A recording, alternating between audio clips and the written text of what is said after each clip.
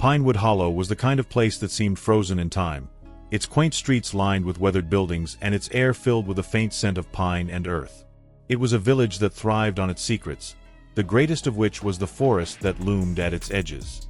To outsiders, Pinewood Hollow seemed idyllic, a perfect retreat for those seeking solitude and natural beauty. But the locals knew better. They avoided the forest at all costs, their warnings to visitors delivered with hushed urgency. "Stay out of the woods," they would say. "It's not safe." Most dismissed the warnings as superstition, unable to resist the allure of the towering pines, tranquil streams, and the promise of untouched wilderness. But those who ventured in often did not return. The few who emerged spoke of strange whispers that followed them, voices that seemed to come from the trees themselves. Emily Carter had heard the stories. As a nature photographer, she had spent years chasing beauty in remote and wild places, documenting the landscapes others feared to tread. The rumors surrounding Pinewood Hollow intrigued her, and the promise of capturing its mysterious woods through her lens was too tempting to resist. When she arrived in the village, the locals treated her with wary politeness. At the inn where she booked her stay, the elderly proprietor, Mrs. Hargrove, tried to dissuade her from venturing into the forest. "There's nothing there for you," Mrs. Hargrove said, her voice low and firm. "People don't come back the same, if they come back at all." Emily smiled politely, brushing off the warning.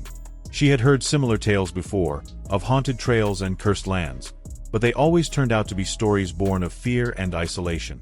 Pinewood Hollow, she thought, would be no different.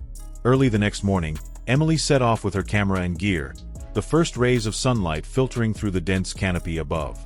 The forest was as beautiful as she had imagined. The towering pines stretched endlessly into the sky, their trunks wrapped in vines and moss. Birds chirped, and the air was alive with the hum of insects. For the first few hours, the wood seemed ordinary, a paradise of greenery and life. But as she ventured deeper, a strange unease settled over her. The air grew colder, the cheerful birdsong replaced by an eerie silence. And then she heard it, a faint whisper, barely audible but unmistakably human. Emily froze, her heart racing as she scanned the trees. There was no one there, only the swaying branches and the distant rustle of leaves. The whispers continued, their source impossible to pinpoint.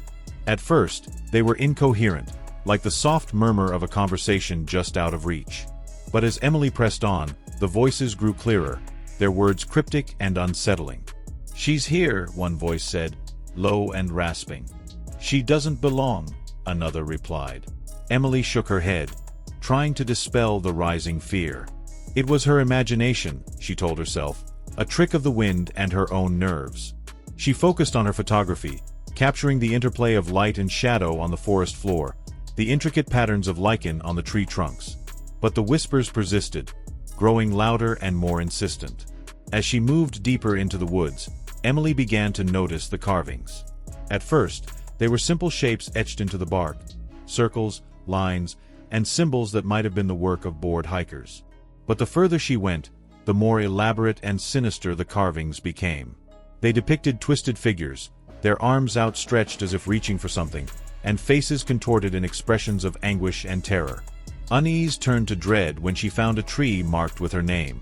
The letters were jagged and uneven, as if carved in haste, but there was no mistaking them, Emily.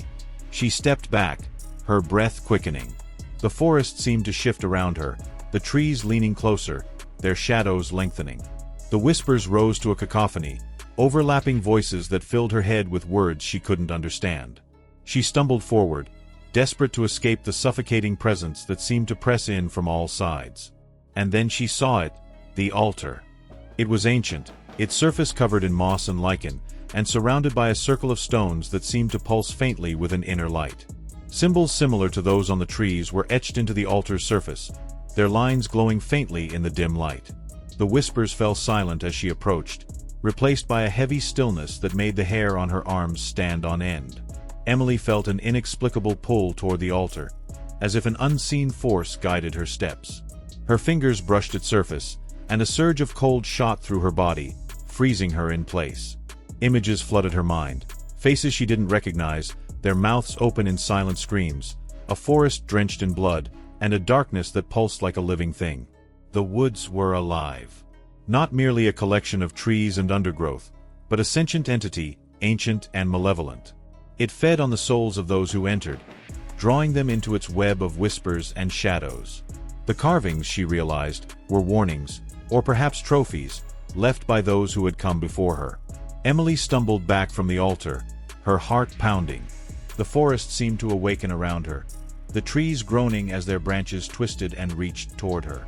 She ran, the undergrowth clawing at her legs and the whispers rising to a deafening roar. The forest closed in, the once clear path obscured by shadows and shifting trees. She tripped and fell, her camera smashing against a rock. Panic gripped her as she scrambled to her feet, only to find herself surrounded by trees that seemed to leer at her, their twisted trunks forming grotesque faces. The whispers became words once more, their tone mocking and cruel. "You cannot leave," they said. "You are ours now." Emily fought against the terror threatening to consume her. She focused on the faint sliver of light breaking through the canopy ahead, a beacon guiding her toward escape. With every ounce of strength, she ran toward it, ignoring the scratches on her skin and the voices that clawed at her mind. Bursting out of the woods, Emily collapsed onto the ground, gasping for air. The whispers faded, replaced by the familiar sounds of the village. Distant chatter, the creak of a wagon wheel, and the chirping of birds. She turned to look back at the forest, its edge shrouded in shadow. The trees stood silent and still, their secrets hidden once more. Emily returned to the inn, her body bruised and her mind reeling. She tried to tell Mrs. Hargrove what she had experienced, but the old woman only shook her head. "You're lucky to be alive," she said. "The woods don't let go easily." In the days that followed, Emily couldn't shake the feeling that the forest was watching her. She dreamed of the altar and the faces in the trees, their hollow eyes staring into her soul. The villagers avoided her, their gazes a mixture of pity and fear.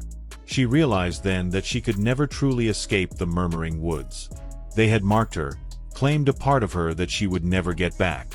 Weeks later, Emily began sorting through her damaged camera gear and reviewing the photos she had managed to capture before her escape. To her horror, many of the images showed things she hadn't seen at the time. Shadowy figures among the trees, faint faces etched into the bark, and strange glowing symbols on the forest floor. One photo, taken near the altar, showed a faint silhouette standing behind her, its arms stretched unnaturally long, its face a blur of darkness and light.